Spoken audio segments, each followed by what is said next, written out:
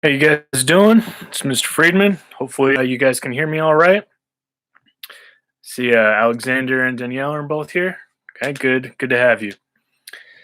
So this is the first time we're trying this, so we'll see how it goes. Let me know. Give me feedback when it's done. During, if you have any questions while we're going, please feel free to put a comment right in here, right in the live stream, and I'll answer as best I can right now. Okay.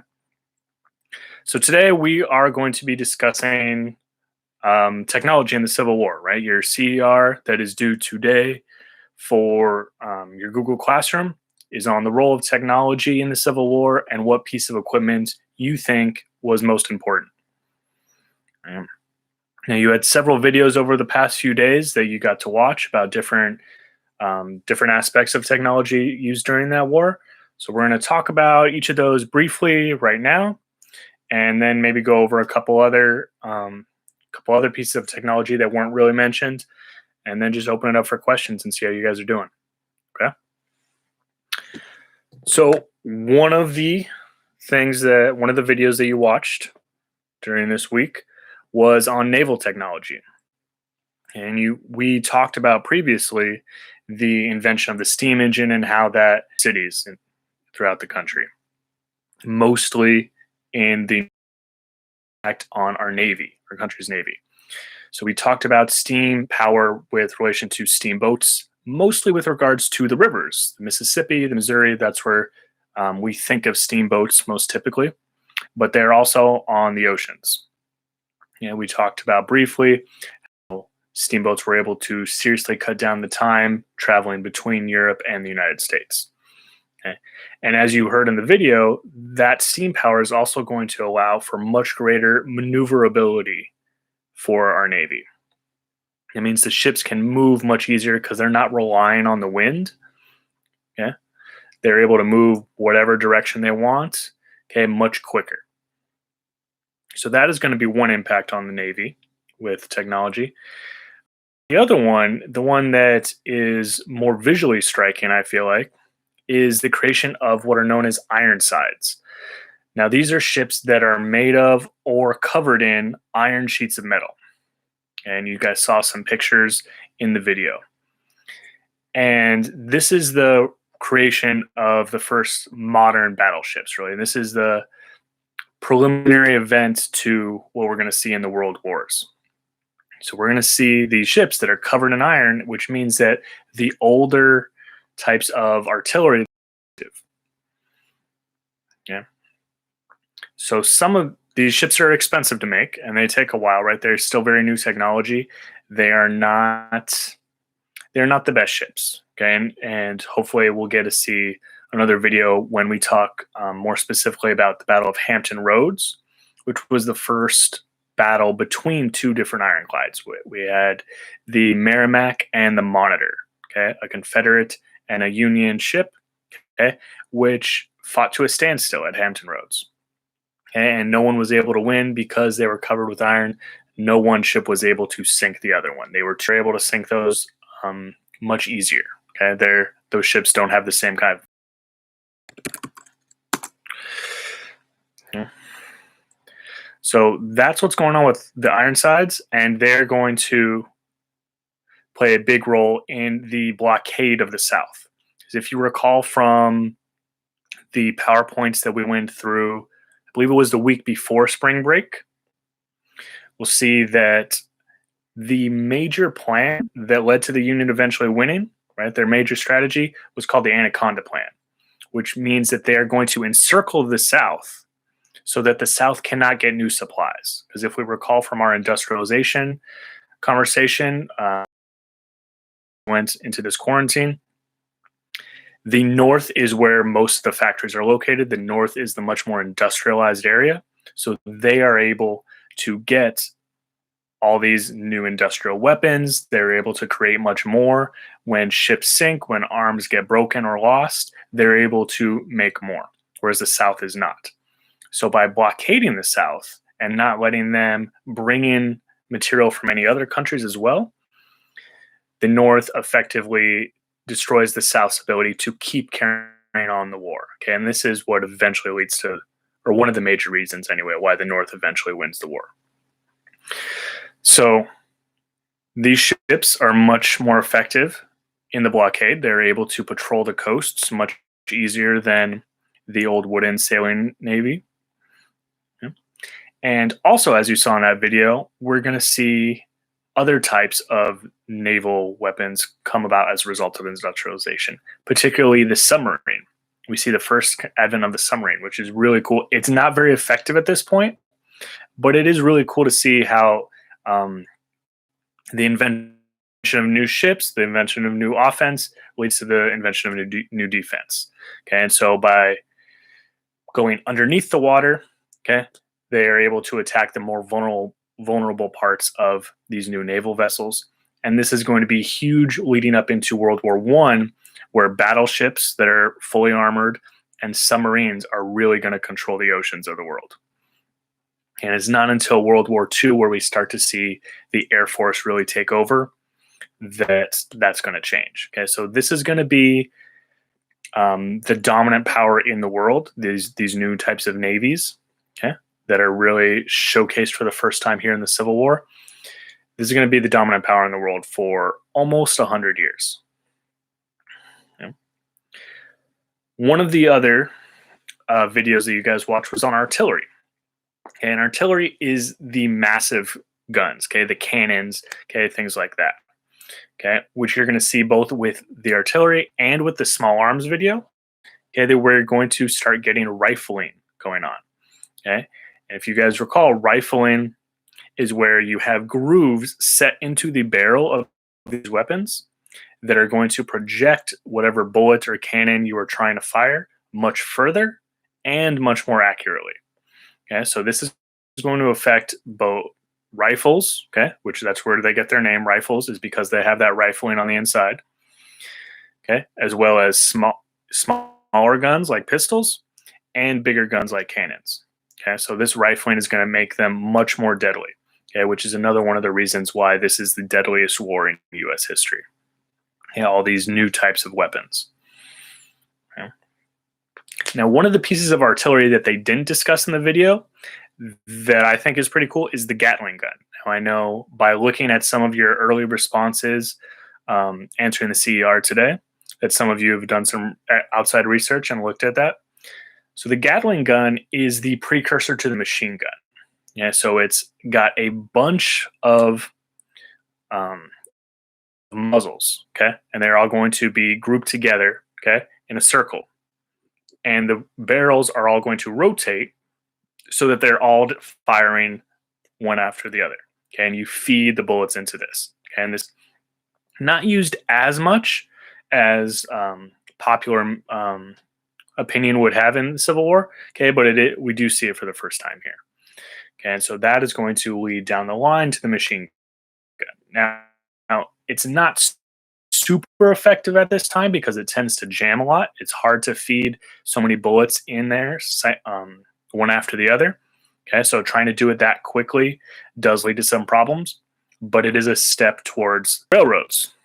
The railroads were also big, okay? And again, as we discussed in our industrialization unit, the railroads are all concentrated in the north, or the vast majority are, not all of them.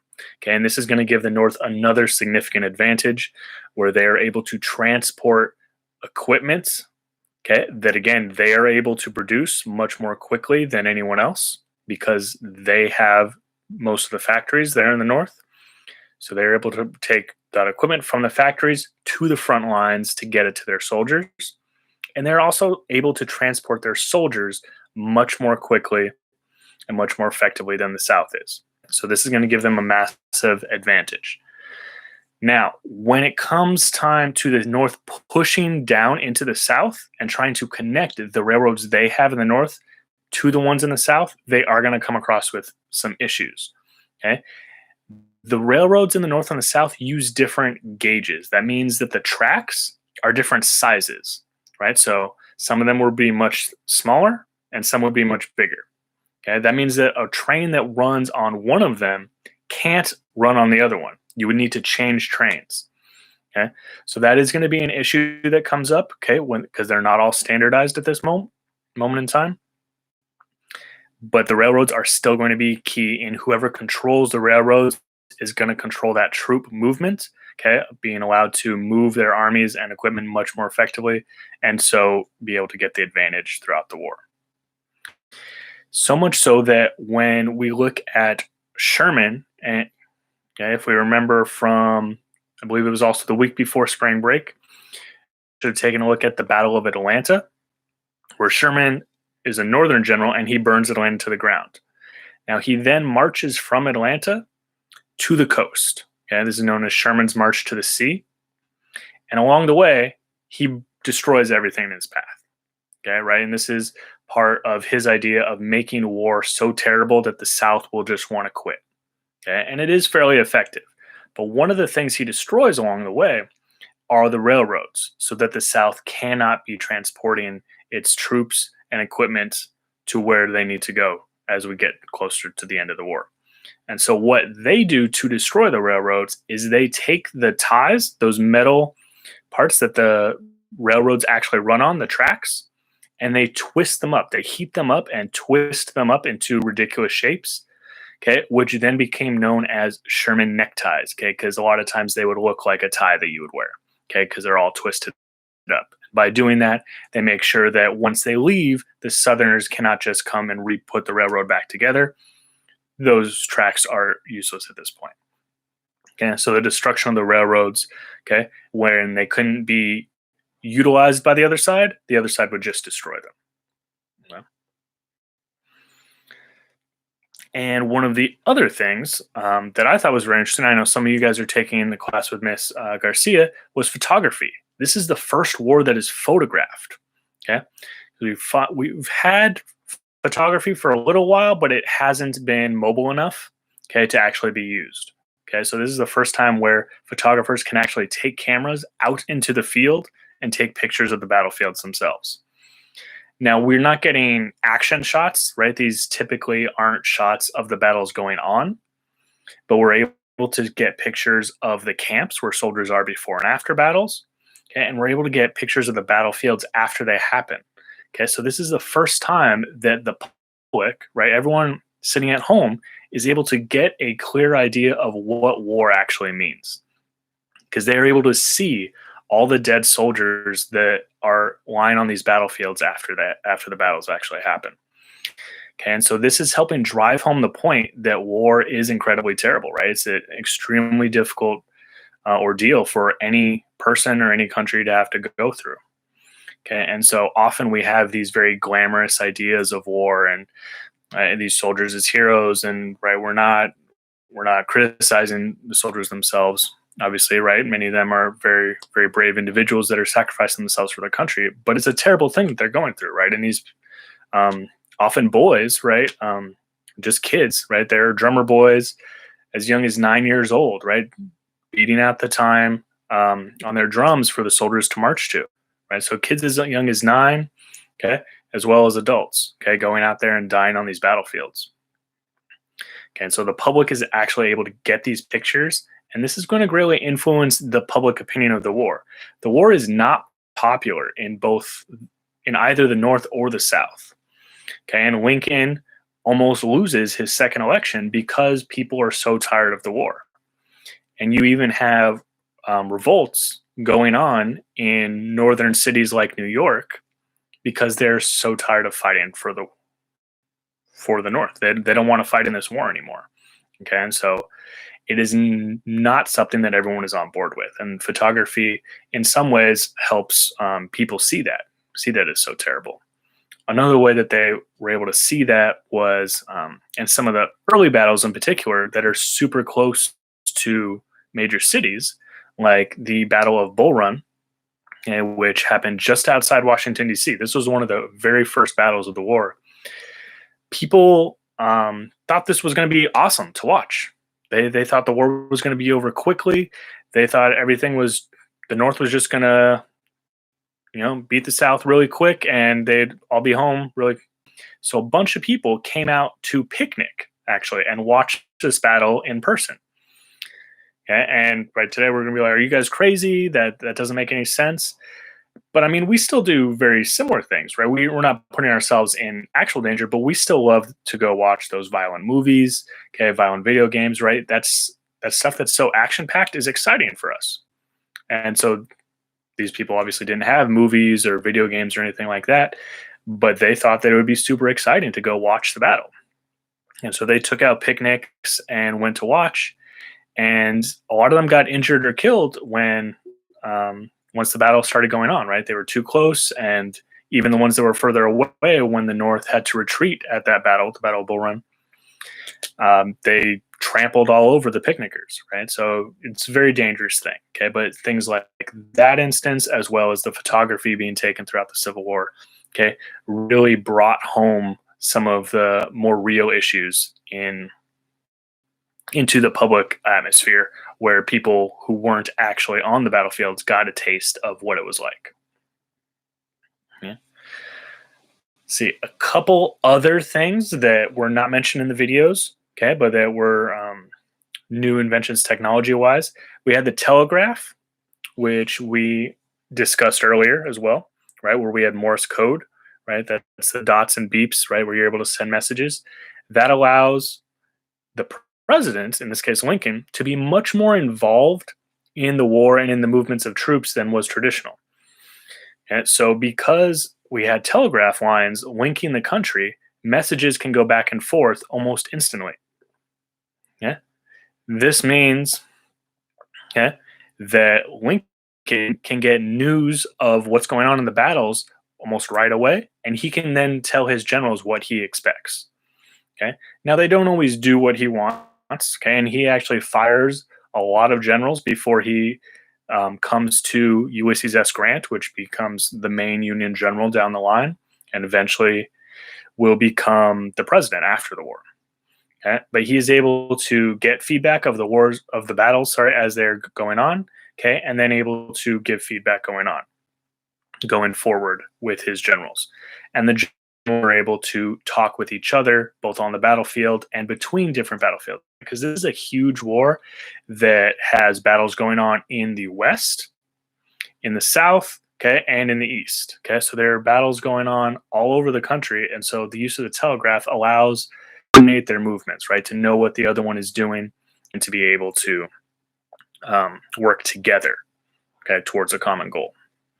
So we do have the telegraph going on. We also had the early version of the Air Force, actually. We had hot air balloons, which were not used to attack people, but they were sent up to get a better vantage point. So you could see the battlefield easier. You could decide where you want your troops to move, as well as to see where the enemy was. Okay, so you could make critical tactical decisions. Okay. So those are a couple of the other elements of technology that weren't really mentioned in the videos. Yeah, I can see we're starting to get some more people. Are there any questions you guys have had? Okay, whether going through those videos, questions about the CR due today, anything else going on? How are we doing?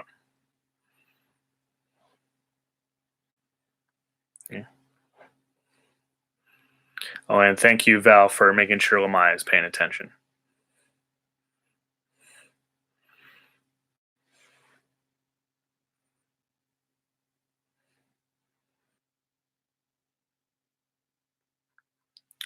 So the Freedom Project is supposed to be due next week. I know I'm a little late getting back your drafts. Should only be minor corrections at this point, so it should still be possible. But let me know if you need an extension. I understand that I've been a little late, and obviously we have a bunch of stuff going on at this time. So we'll take that case by case. But it is going to be due next, or let's see, yeah, next Friday, right, the 17th. Okay, the CR Val is going to be posted for today's CFU.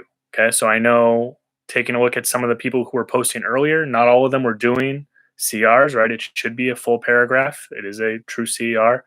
Okay, so making sure we are answering using any evidence that we discussed in this, anything you saw in the videos that were posted earlier in the week, and you are always welcome to do outside research as well.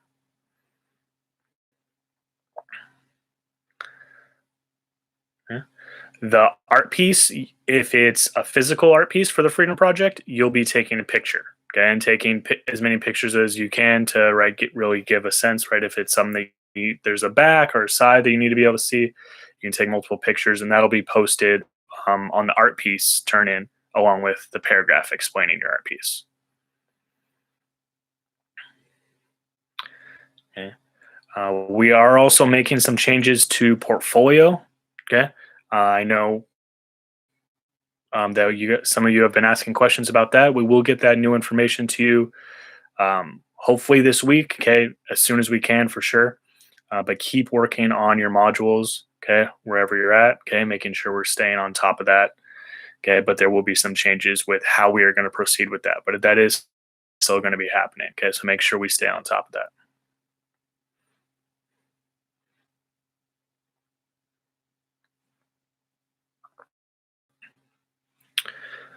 And what do you mean by that? Okay. Okay, you are still getting graded on work. Okay, I know sometimes we fall a little behind, but you are still getting grades. All that. Yeah, we are still continuing the school year. So I'm not quite sure what you mean by that question. You are not getting a third quarter report card though. Okay, so it'll just go through to the end of the year. Yeah, it's online is very different. Okay, so but trying using this as an opportunity, right? Because this is calling on you guys to be a lot more independent than maybe we're used to, which can be a struggle. Okay, but it's also good practice when you guys go off to college. Okay, some of you may be working, so online classes may be a lot easier as long as this could just be something that becomes a lot more normal, right? It's already something that's going on. What grades get put in? Grades should be getting put in every week, Lamaya. If the photographs weren't taken, the war probably wouldn't have been it wouldn't have been known to be as terrible as it was. Probably the lists of people who had died were still being published in newspapers, right? So people were still able to see that, and so it could be personal in that sense. But to be able to get the visual of it, I think is something that tends to strike us a little more emotionally, right? When we read something or we hear about something, it doesn't always have the same effect as when we get that visual. That sometimes tends to make it a lot more real for us. And I expect you going to college, Lamaya. You are fully capable.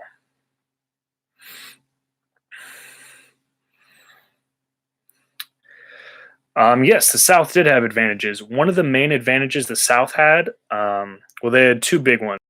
They had the smarter, much better at their job.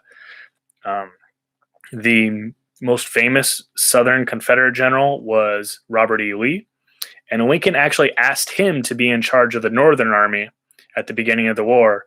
And Lee said, "No, I'm going to stick with my home state, which was Virginia, who had seceded, rather than stay with the North." He felt that his loyalty lay more with his state than with the country as a whole. Okay, so overall, the South tended to have the much better generals. That was one of their major advantages. They also had the advantage of really just having to play defense. So if you guys remember how we talked during the Revolutionary War, where the colonists were just playing defense, right? They had to drag the war out so that England would give up and go home. And so that's the same thing that the South was trying to do. They were trying to drag the war out until the North quit. Okay, because the South was the one that's saying, "We're trying to leave, so just let us go and there won't be any issues." And the North refused to do that. The North said, "No, we're a country and you can't just."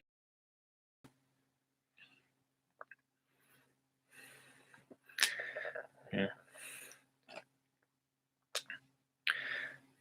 Okay, you can handle the online school too.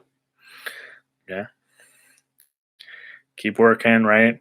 Your teachers are all available online. If you have questions, okay, always feel free to email us, leave us comments. Okay, I know I try and be as responsive as I can. We got this going. Okay, so we'll see how you guys feel about this video, how it works out for us. Thank you, Amaya. I'm glad you like my books. And yes, the Meadowlands where the Giants play. So, best team. we don't have any of that Raiders garbage up in this room. So yes, you should be moving on to high school, all of you, right at the end of this, right? You still need to be um, portfolio.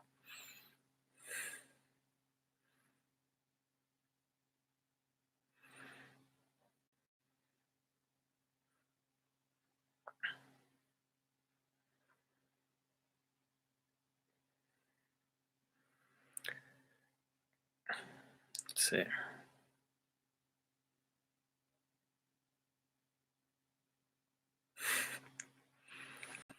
Anything else going on?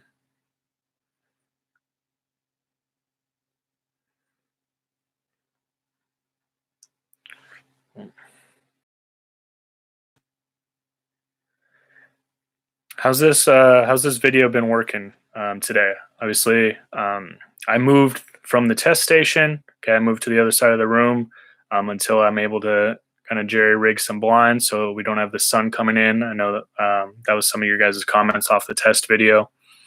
Okay, but some blinds up. Okay.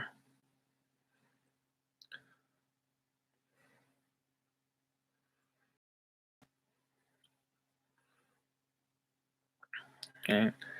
Just a reminder. Okay, we will have a Zoom for tutoring tomorrow. Okay, I will post the link and the password for that. Yeah, so yeah, we will be doing Zoom. Okay, for tutoring. So far, my experience with Zoom has been that it lags worse than this. Okay, but keep giving me your feedback, and we'll play with different things and see what works best, both for you guys and for me, and everyone involved. Okay.